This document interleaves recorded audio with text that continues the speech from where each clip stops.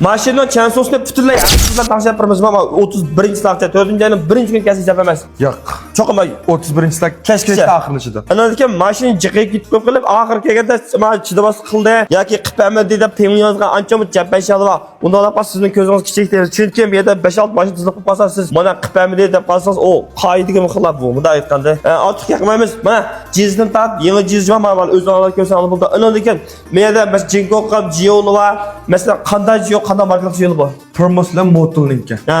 Asas bu Jinko chiqadi. Buni qadar qilamiz bu Jiyoni. Buni Jiyoning bazasida shirkatimizga ko'rsatish birdan fasiltanmaymiz. Faqat Jinko bo'lmaydi, o'xshash. O'xshashlar. Nega bo'lsa bu makal chiqqandan hamcha o'xshashlar bor. Bu Jiyo qilganliga bir taldan etir, bir taldan longa, ikki taldan bo'lishi 10 tallam. Etirlik 2 ko'liq etir emas.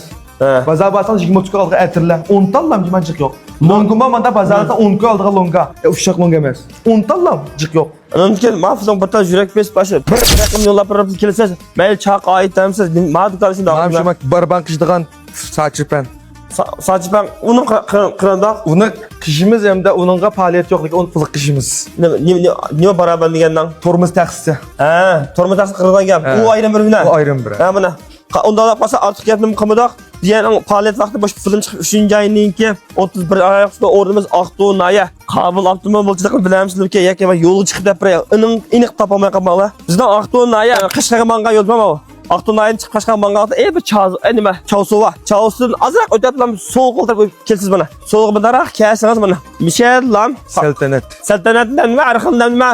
Saltanat. O'xshashmi? Ma dukkandan veskita o'zgartib bo'lamidi? Ha mana.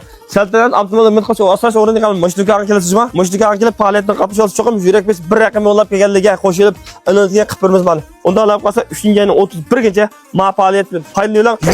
Yulduz bilan saqlab olasiz. Men unda demidim degan vaqtda bular ko'rsatgan foiz va xo'sh yo'llab qo'ying. Buni mashinasi va axshani.